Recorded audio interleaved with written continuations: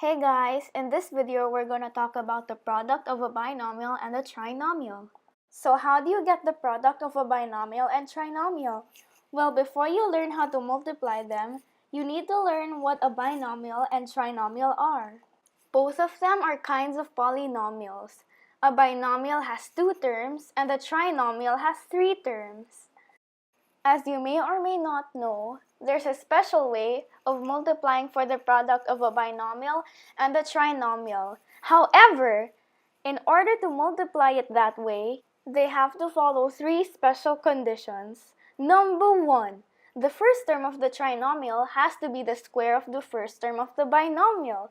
Number 2, the second term of the trinomial has to be the opposite of the product of the 2 terms of the binomial. Number 3, the third term of the trinomial has to be the square of the second term of the binomial. If all follows, all you have to do is to cube both of the terms of the binomial. So, let's look at this example and let's see if all the conditions apply. So, b squared is the first term of the trinomial, and it is the square of the first term of the binomial, which is b. Negative 3b is the opposite of the product of b and 3. So meaning the second condition applies as well. And positive 9, which is the third term of the trinomial, is the square of 3, which is the second term of the binomial. So that means all of the conditions apply.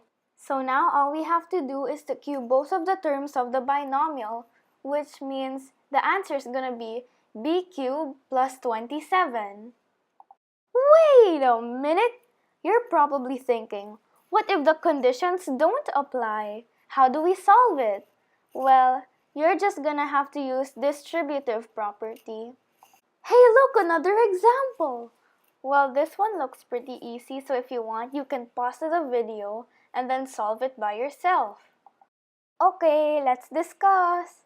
So x squared is the square of x, which means that the first condition applies. Positive xy is the opposite of x times y, which means that the second condition also applies. And y squared is the square of negative y, which means that all of the conditions apply. So now all we have to do is cube x minus y, which is x cubed minus y cubed. Did you get it right? Or did you even pause the video? Hey look! Yet another example! So a squared is the square of a, so the first condition applies. Negative 5a is the opposite of a times 5, so the second condition applies. But wait. Turns out that 10 is not the square of 5. So that means that the third condition doesn't apply. So in this case, you're just gonna have to use distributive property. But no, we're discussing about special products here, so let's just pretend that the 10 is a 25. There, now it follows all the conditions. And now we'll solve for the final answer, which is a cubed plus 125. Yay!